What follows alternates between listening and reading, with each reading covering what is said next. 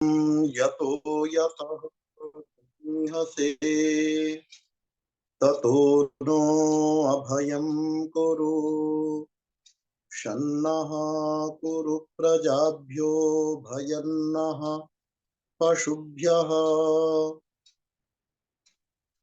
दिक्कालाद्यनवच्छिन्नानन्तचिन्मात्रमूर्तये स्वानुभूत्येकमानाय नमः शान्ताय तेजसे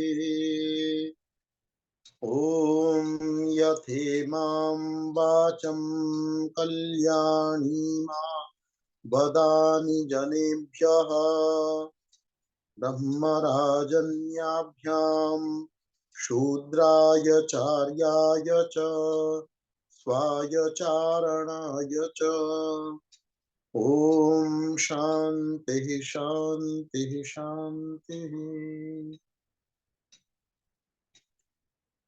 श्रद्धेय रश्मि सूफी जी, श्रद्धेय विनोद मित्तल जी, अन्य सभी सहयोगी, वंदनीय मातृशक्ति भद्र पुरुषों, आप सभी के सहयोग से यह चर्चा वैदिक संस्कार समिति पालन के संयोजकत्व में चल रही है।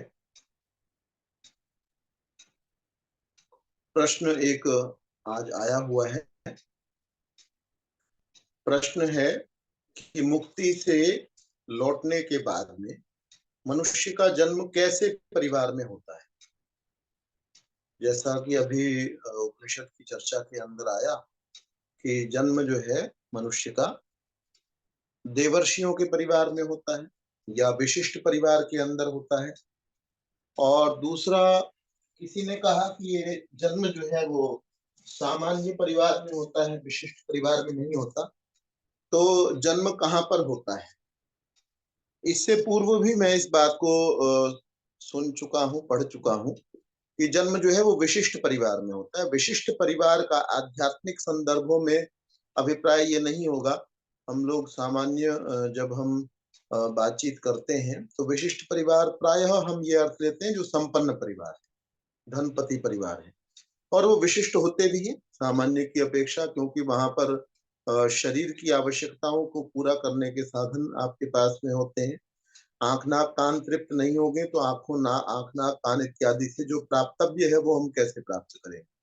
आध्यात्मिक ज्ञान में भी आंख नाक कान का सहयोग रहता है प्राप्त करने में। तो यहाँ जब आध्यात्मिक संदर्भों में विशिष्ट परिवार कहा जाएगा तो जो आध्यात्मिक रूप से उन्नत परिवार है उस परिवार में जन्म होगा, या कहा देवर्षियों के परिवार में जन्म होगा। तो जन्म कौन से परिवार में होगा? मुक्ति से लौटने के बाद में मनुष्य ने ऐसे कर्म किए जिसके परिणाम स्वरूप वो मुक्त हो गया, और मुक्त होने के बाद जब वो लौटा तो मुक्ति के बहुत लंबे सुख को भोगने के बाद में, आनंद का उपभोग करने के बाद में, आनंद में रहने के बाद जब वो वापस जन्म उसने प्राप्त किया तो सामान्य परिवार में जन्म होगा या विशेष परिवार में जन्म होगा, ये प्रश्न है। तो इस पर हम अपना दिमाग इसमें व्यय करते हैं। तो मान लीजिए कोई व्यक्ति कुछ भी कार्य कर रहा था। दो प्रकार के व्यक्ति हम ले लेते हैं। एक व्यक्ति है जो चोरी का काम करता था, चोरी करता था, ये उसका पेशा था अपनी आजीविका को चलाने के लिए, और चोरी के मार्ग में कभी कोई बाधक बनता था तो उसको मार भी देता था। वो लोगों को जीवन समाप्त करने का उसका पेशा नहीं था कि पैसे लेकर के किसी का गला काट देना या खून करना, ये उसका पेशा नहीं था। पेशा क्या था? चोरी करने का। तो आजीविका के लिए वो चोरी कर रहा था, और चोरी करते हुए अगर कोई बीच में आ जाए तो उसको वो पीटना पड़े तो पीट करके भगा देता था, और खून करना पड़े तो एक दो बार ऐसा भी हुआ कि वो व्यक्ति पीछे हटा नहीं और इसने उसको मार ही डाला, उसकी जान चली गई।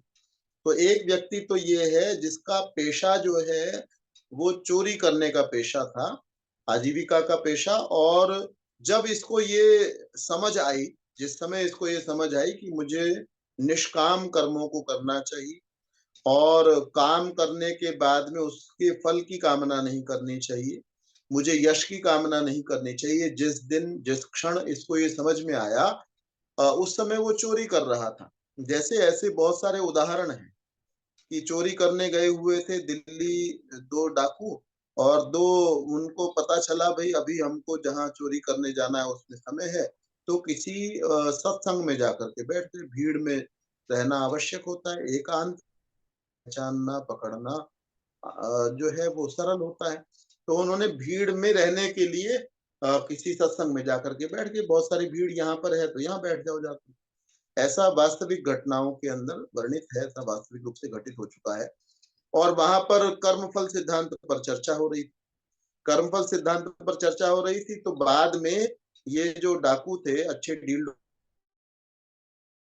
डॉल वाले थे, जो उपदेशक था, उनको ही उठा करके ले गए।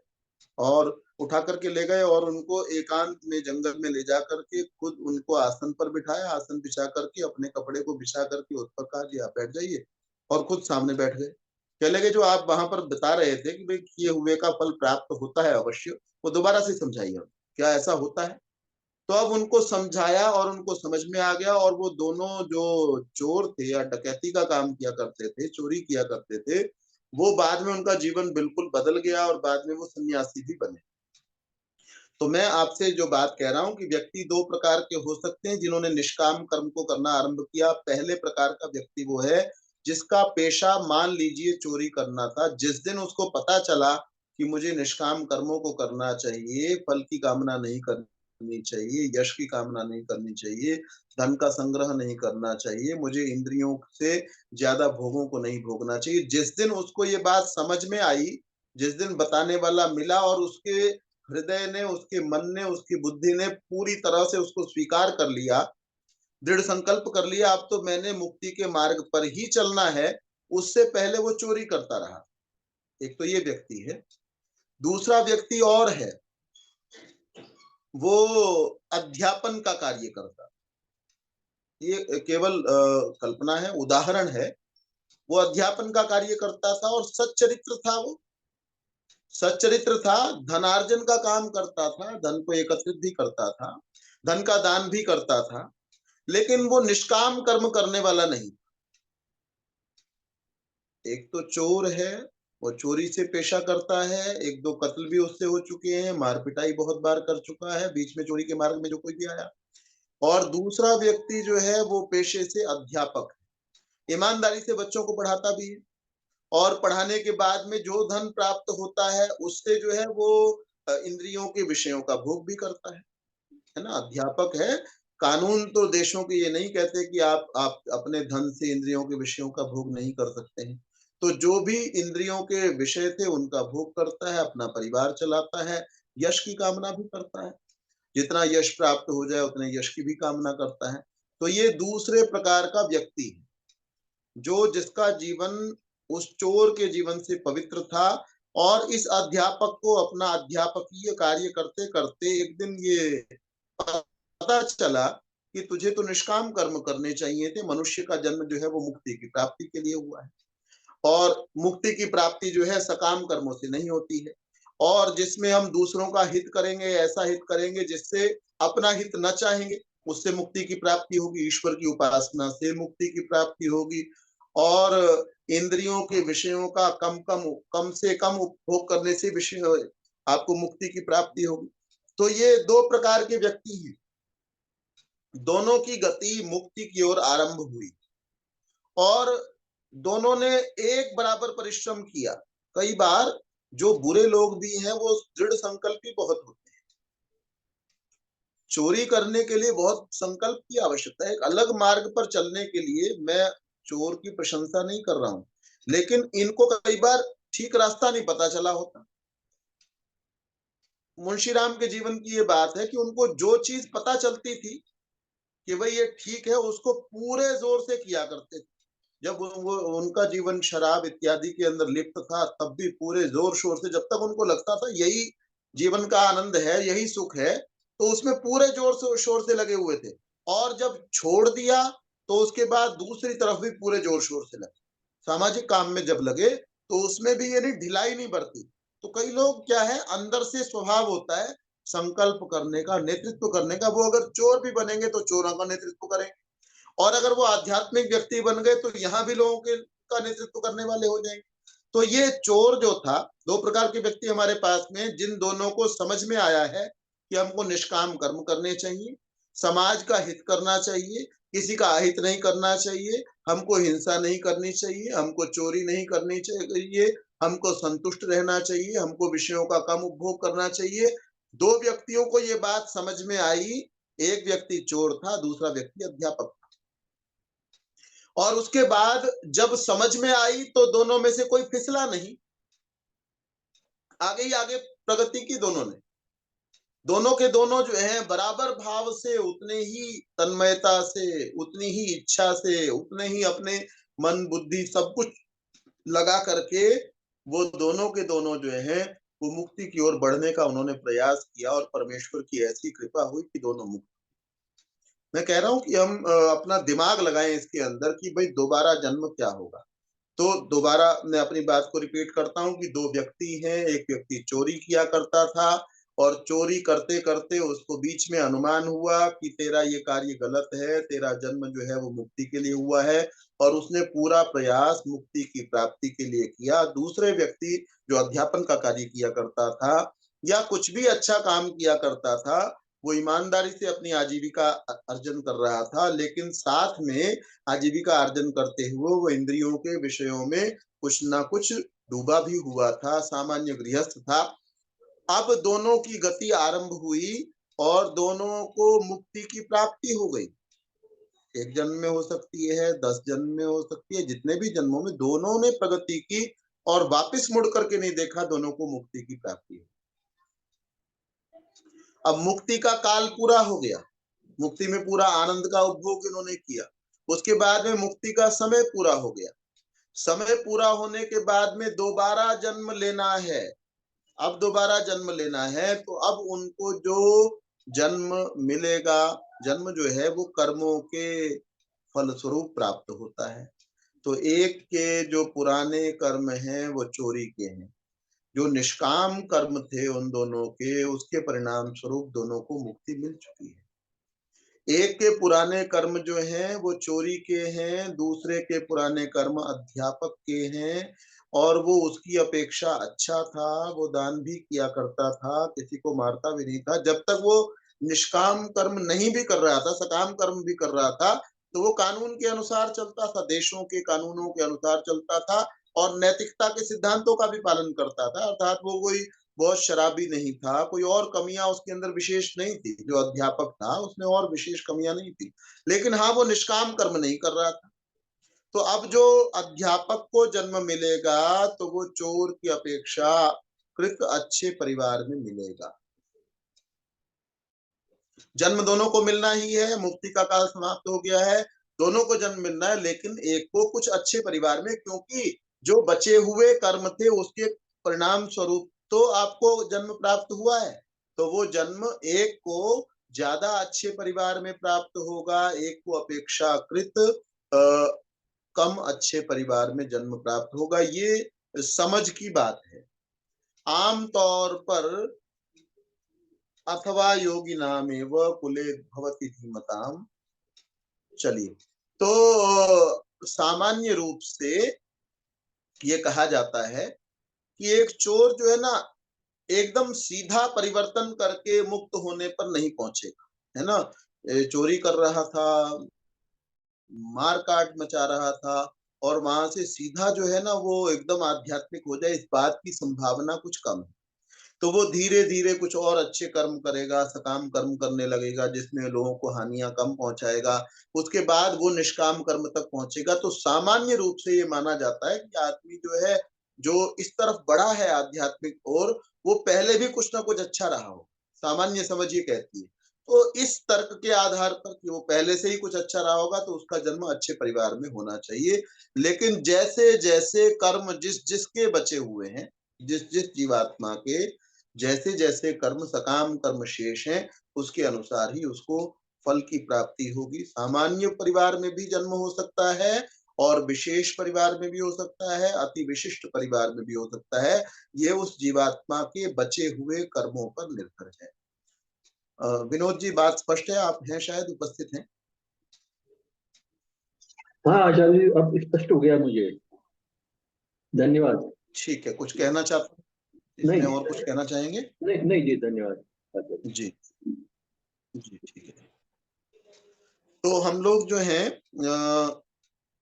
कठोपनिषद की पंचम वल्ली के अंदर चल रहे हैं,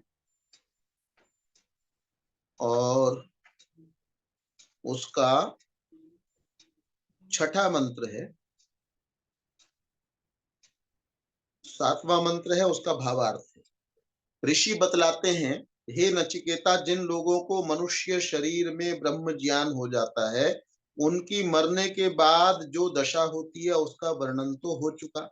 जिन्होंने मनुष्य देह प्राप्त करके भी ब्रह्म ज्ञान प्राप्त नहीं किया, वे पुनः मनुष्य देह प्राप्त करते हैं, अथवा गौ आदि पशु पक्षियों की योनियों में जन्म लेते हैं।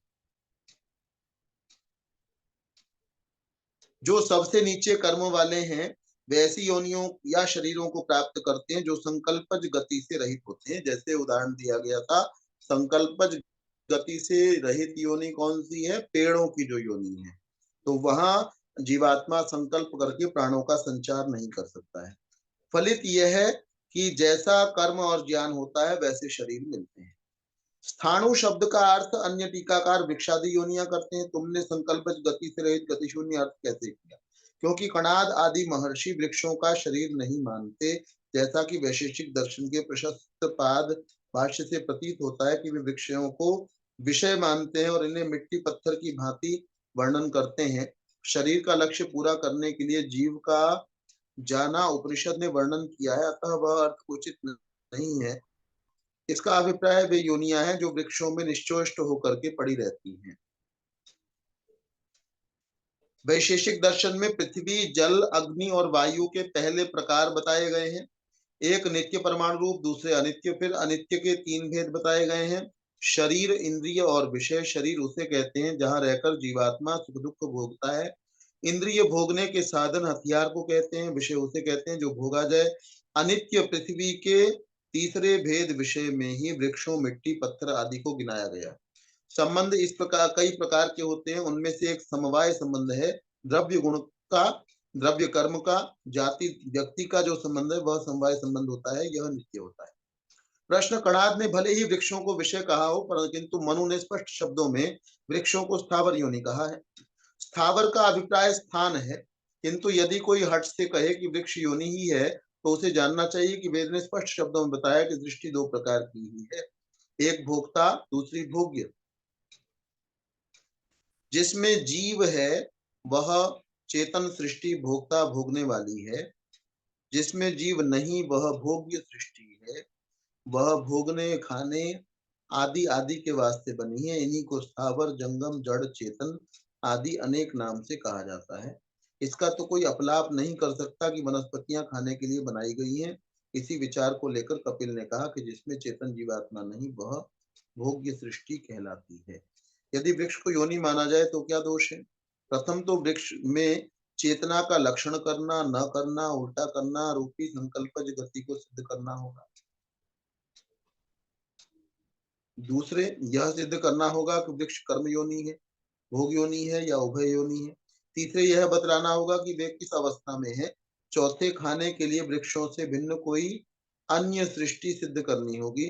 पांचवें, यह भी बतलाना होगा कि दुख आदि गुण समवाय संबंध से होते हैं या किसी अन्य संबंध से। सारांश यह है कि इस अशुभ सिद्धांत में इतने दोष हैं कि स्थाना भाव के कारण यहाँ विशेष नहीं लिखा जा सकता। तो यहाँ ये कहा जा रहा है कि ये भोग्य पदार्थ और भोक्ता, एक जो भोक्ता है वह भोग्य नहीं हो सकता। थोड़ा सा फिर कठिन विषय लग रहा है। भोग्य का मतलब जिसको भोगा जाए। जैसे खीर एक भोग्य पदार्थ है, खीर को खाया जाता है। खीर क्या है? भोग्य पदार्थ है, इसको खाया जाता है। सुंदर फूल एक भोग्य पदार्थ है, इसको आंखों से देखा जाता है और उससे तृप्ति की प्राप्ति कुछ कुछ किसी किसी को होती है। किसी को हो सकता है ना हो, बहुतों को होती है। या वनस्पतियां भोग्य पदार्थ हैं क्योंकि इनको देख करके तृप्ति की प्राप्ति होती है, उनको देख करके या कुछ खा करके, या कोई चीज छू करके, पत्तों को ही या फूलों को ही छू करके आपको तृप्ति मिलती है। तो जो तृप्ति लेने वाला है जीवात्मा, वह क्या है, वह भोक्ता है, और फूल जो है ये भोग्य है। अब ये कह रहे हैं दो प्रकार की ही सृष्टि हो सकती है, और इस बात का निषेध कर रहे हैं। किस बात का निषेध कर रहे हैं? कि भोग्य जो है वो भोक्ता नहीं हो सकता। भोग्य मतलब जिसको खाया जाना है। खीर जो है वो भोग्य है, वो भोक्ता नहीं हो सकती है, वो उपभोग करने वाली नहीं हो सकती है। मैं जो समझ पा रहा हूं, मैं ये जो लिखा हुआ है, मेरे विचार इससे पहले इससे अलग हैं। यहाँ जो लिखे हुए हैं उसकी अपेक्षा मेरा विचार अलग है। तो मेरे विचार से जो भोग्य है वो भी भोक्ता होता है। यहाँ ये लिखा हुआ है बड़े स्पष्ट शब्दों में कि जो भी भोग्य है, अर्थ में, मूल मंत्र के अंदर नहीं, अर्थ में ये लिखा हुआ है कि जो भोग्य है वो भोक्ता नहीं हो सकता, जो भोक्ता है वो भोग्य नहीं हो सकता। लेकिन मुझे तर्क के द्वारा ये ऐसा लगता है, जिसको मैं अभी आपके सामने रखने वाला हूँ आगे, तर्क के द्वारा ऐसा लग रहा है कि जो भोग्य है वो भी भोक्ता होता है। जैसे ऐसे उदाहरण समाज में हैं, मनुष्य के मांस को खाने वाला, जैसे नागा बाबा एक सुनने में आते हैं। नागा बाबा वो लगभग निर्वस्त्र होते, और निर्वस्त्र होते हुए वो कोई बनावट नहीं करते कि वो दिखावट करने के लिए, वो वैसे ही निर्वस्त्र रहते हैं, और वो मजबूत भी होते हैं। प्रायः करके उनको देखें आप तो वो लंबे तगड़े आपको मिलेंगे। जो भी व्यक्ति जो है प्रकृति के संपर्क में रहेगा, और वो ज्यादा कपड़ों को धारण नहीं करेगा, अपने शरीर को तपश्चर्या से युक्त बनाएगा, मतलब आप दुनिया के ठंड गर्मी आदि थपेड़े को सहन करोगे तो आपका शरीर मजबूत हो जाए। प्रकृति ने चीजों को ऐसा ही बनाया है, हमारे शरीर भी ऐसे ही। जितना आप ठंड को सहन करेंगे उतना आपकी सहन करने की क्षमता बढ़ जाएगी। लेकिन एकदम से वो क्षमता नहीं बढ़ती, धीरे धीरे करके अगर आप बढ़ाएंगे तो आपकी क्षमताएं सब बढ़ जाती। तो ये नागा बाबाओं का मैंने जो चर्चा की, उनके विषय में ये कहा जाता है कि ये लोग शायद, जितना मैंने सुना है या किसी और के बारे में सुना होगा, ये शवों को निकाल करके, जिनको गाड़ा जाता है उनको निकाल करके भी खा जाते हैं। ये बहुत कुछ खा जाते हैं, मतलब मैं आपको कहूंगा, आपको सुन करके ही घृणा सी होने लगी। तो बहुत चीजें अभी भी जो मुझे दिमाग में याद आ रही हैं। तो वो ये लोग जो है ना, शायद नागा बाबा या कोई और, मैंने तो इन्हीं का सुना है, तो शव को भी निकाल करके और उसका मांस जो है वो खा जाते हैं। अभी अभी अगर दफनाया गया और उनको पता चला, तो ऐसा और भी कोई मनुष्य हो सकता है जो मनुष्य के ही मांस को खा रहा है। मनुष्य मनुष्य के ही मांस को खाने वाले कम है, लेकिन है उदाहरण। अब ये भोग को कर रहा है, कौन कर रहा है, भोक्ता कौन है? जब या पशु पक्षियों के मांस को तो खाते ही है। मनुष्यों का इलीगल है खाना, लेकिन खाया जाता है, उसको छोड़ देते हैं उस विषय को, उसको खाने वाले कम होंगे संख्या में अपेक्षाकृत। तो मनुष्य जो है मुर्गे को खाता है। पहले बात क्या है कि कोई चीज जो भोगता है वो भोग्य नहीं हो सकती, जो यहाँ लिखा हुआ है। और दूसरी बात जो मैं कह रहा हूं कि जो जो भोगता है वो भी भोग्य हो सकता है, भोक्ता भोग्य भी हो सकता है। तो जैसे मनुष्य जो है वो मुर्गे को खाता है, तो मनुष्य की जीभ के द्वारा भोग्य पदार्थ क्या हुआ? मुर्गे का मांस। एक मनुष्य जब मुर्गे को खाता है तो उसके द्वारा भोग्य पदार्थ क्या हुआ? मुर्गे का मांस। और वो मुर्गा जो है वो भी तो भोगता है। मुर्गा भी कोई चीज खाता है, तो मुर्गा भी जो है वो क्या हुआ? भोक्ता हुआ। मुर्गा भोग्य भी है और भोक्ता भी है, क्योंकि मुर्गा जो है देखता भी है, सूंघता भी है, खाता भी है, देखने सूंघने खाने वाला जो है वो भोगता है, जो पदार्थों का उपभोग कर रहा है वो भोगता है। तो मुर्गा जो है वो मनुष्य का तो भोग्य हो गया, जिस मनुष्य ने उसको खाया उसके लिए भोग्य हो गया, और ये भोगता भी है। तो मेरे विचार से अभी जो मुझे समझ में आ रहा है, बाकी और विचार करने की आवश्यकता है। इन्होंने स्पष्ट रूप से ये कहा है कि वृक्षों में योनि नहीं है। मेरी पहले की जानकारी, पहले की समझ यही बनी हुई है कि वृक्ष जो है वो योनि है और स्थावर योनि है। स्थावर योनि है मतलब जो स्थिर रहने वाली है योनि है। तो ये थोड़ी सी चर्चा आज के संदर्भ में की गई। पिछले चीजों को आपने पढ़ा हो या इनको ही आपने पढ़ा हो और समझ में नहीं आया हो तो अभी भी रख सकते हैं और बाद में भी प्रश्न के रूप में रख सकते हैं। अभी शांति पाठ कर लेंगे और अगर कोई प्रश्न होगा तो लिए।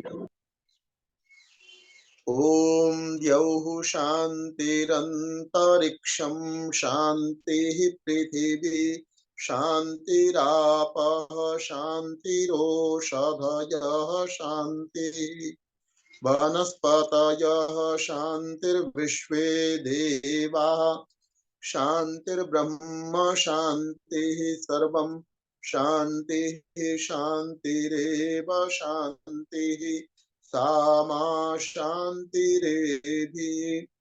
ओम शांति शांति शांति। सभी को सादर प्रणाम, सभी का धन्यवाद। रश्मि जी। जी हाँ आचार्य जी, हम ये जानना चाह रहे थे कि पेड़ों में जीवात्मा होती है, ये कैसे सिद्ध होगा?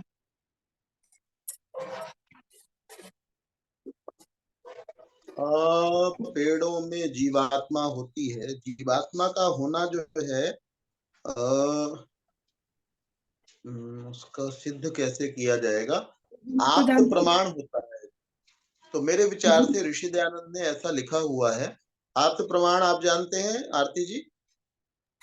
नहीं आचार्य जी, नहीं जानते। आप्त प्रमाण नहीं पता आपको? प्रत्यक्ष प्रमाण का पता है क्या? हाँ। अनुमान प्रमाण पता है आपको? अनुमान प्रमाण पता है? जी पता है आचार्य जी, चारों पता है। चलिए, आप्त प्रमाण ये होता है जब कोई किसी, म्यूट कर लीजिएगा। आप्त प्रमाण ये होता है जब कोई किसी विषय का विशेषज्ञ उस बात को कहता है तो हम उसके कहने मात्र को प्रमाण मान लेते हैं। तो ऋषियों को आप्त पुरुष कहा जाता है, परमेश्वर को आप्त कहा जाता है और ऋषियों को आप्त कहा जाता है क्योंकि वो असत्यवादी नहीं होते हैं। और असत्यवादी वो नहीं होते हैं और इस कारण से और नॉलेज वाले होते हैं, और जब उनको जिस विषय की जैसी नॉलेज होती है वैसी वो रखते हैं।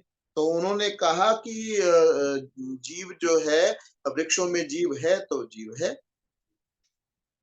ऋषि दयानंद ने इस बात को कहा और मनु का उदाहरण दिया, तो मनु की बात को प्रमाण माना जाता है। तो ऋषि दयानंद ने इस बात को कहा कि स्थावर योनियों में जन्म लेते हैं, और स्थावर का अभिप्राय जो है जो स्थिर रहते हैं। स्थिर रहने वाली और कोई योनि नहीं है, केवल पेड़ों के अतिरिक्त। जी आचार्य, ये शब्द प्रमाण के अंतर्गत आएगा। हाँ, शब्द प्रमाण और आप्त आप्त प्रमाण एक ही चीज।